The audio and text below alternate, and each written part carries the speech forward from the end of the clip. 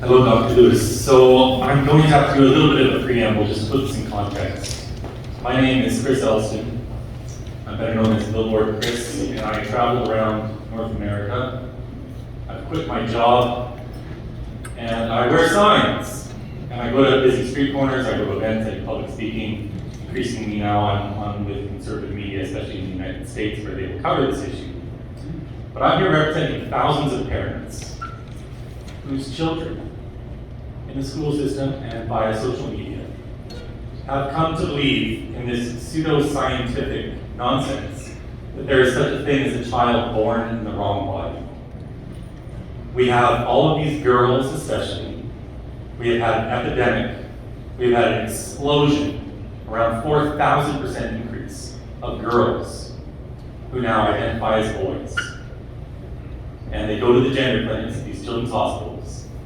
And the practice is to simply affirm them only. They are given drugs which stop their bodies going into puberty. They are then given the opposite sex's hormones. These puberty blockers and cross-sex hormones together are literally sterilizing children.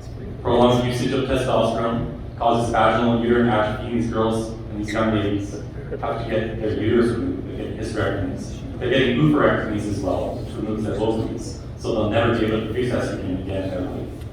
We have all of these young adults, primarily women, because this is completely flipped. This used to affect boys more, now it's hitting girls when they reach adolescence. We have all these young adults who are now de-transitioning. So they transition. We have all these girls who receive double mastectomies, even as children. Today, on GoFundMe, you'll find more than 42,000 girls and young women trying to raise money for what they call top surgery, which is an elective double mastectomy, just because they've been led to believe that they were born in the wrong body. Now, under this government, they just passed a bill called Bill C-4, conversion therapy. Sounds great. We all agree, pretty much we all agree, that we shouldn't be trying to change someone's sexual orientation, which is half of the component of this bill. But the real reason this bill was produced was for the gender identity component.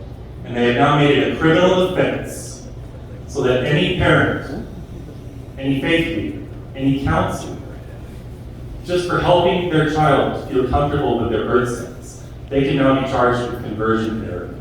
It's totally fine to take a young girl in school and convince her that maybe she's really a boy just because she is a tomboy and she enjoys what we would traditionally consider more male stereotypes. But I've got news for the whole world. Tomboys are not actual boys. Right. There are girls and there are boys, and there is no right way to be a girl or a boy. But the Conservative Party is neglecting their duty to protect our children. We have the largest child abuse medical scandal going on in modern history, where thousands of kids are getting sterilized. Not one conservative has been willing to speak out against this issue. I go out on the street, I've been arrested twice after getting assaulted, I've had my arm broken, I've been punched in the head numerous times. I travel North America, and I can tell you with zero uncertainty, this is a winning issue for conservatives if they simply take the courage, learn how to message on this issue, and say enough is enough. We are harming kids. Now, if an adult wants to transition, that's one thing. But we are not following evidence-based science. This is important. This is the biggest child abuse scandal in history, and I'm going to say what I need to say. So what are you going to do about Bill C-4? Are you going to repeal it? Are you going to amend it? What are you going to do to protect the children in this country who are getting irreversible damage at the hands of unethical doctors in our children's hospitals and gender clinics? Thank you very much. So I've had the opportunity to speak to many parents who have children as you've defined. And I can tell you that they are going through a big struggle. And we need to be there for those parents. We need to make sure that we are compassionate and that we are there and that those parents have the opportunity to usher their children through to adulthood. And many of those parents have said to me that they believe that transitioning is an adult decision and they want to be able to work with their child so that their child, when they're at an age of maturity, they can make that decision. I was speaking to one parent and they said, I wouldn't allow my child to eat excessive candy because I know that that child would not be able to control himself. And that was an analogy that they made. And these parents are in pain also. And that is why I said that we need a parental rights bill, sir.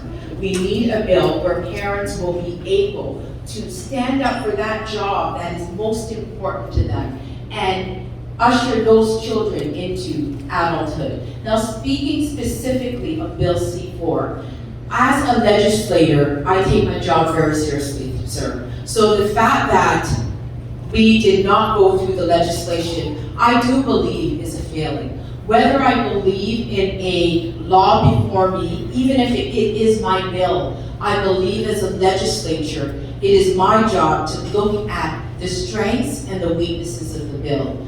I've spoken to pastors, and pastors have told me of their concern that they believe that this bill could inadvertently target them.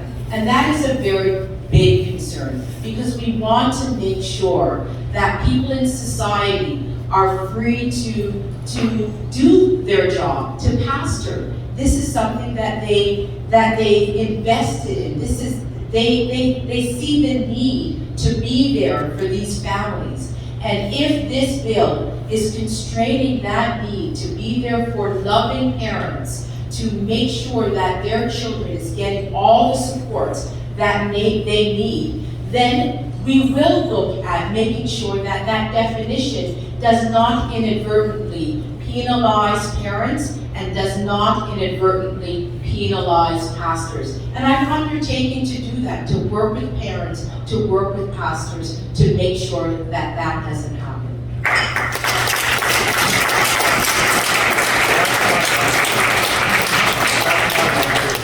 It is an answer, sir. I'm sorry, I'm not a perfect person. I'm doing my best, sir, and your speech was longer than mine.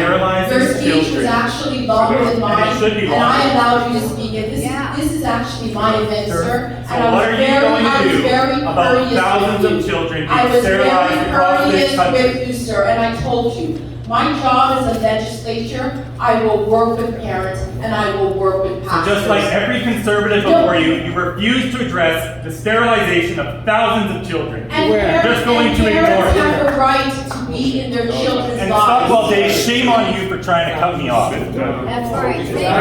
Shame on you. Ask a question. Not really. Not really.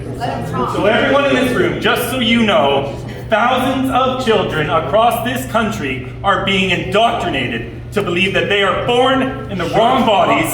Parents can do nothing to stop it. Major point.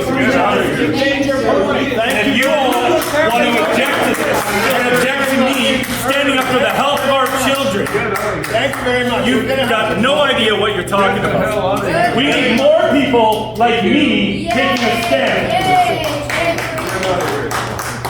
Shame on you. Sir, we made your point, and you said what you said. You're right, absolutely right. This is not your end. I don't care. I've done everything possible in this country to raise awareness. Not one politician will address it. This is the biggest child abuse scandal we've ever seen, and you still refuse to address Sir, it. I am prepared to work with you. I'm prepared to work with you, but I You believe can reach out to me. that we have to. Get out. We have to be able to communicate. And we I don't have to need to be build respectful bridges. when kids are And I'm getting willing to sit down and talk to you, And parents just have no like rights. every And other now one of parent. these conservative politicians has been willing to address it. That's right. I'm tired of being polite.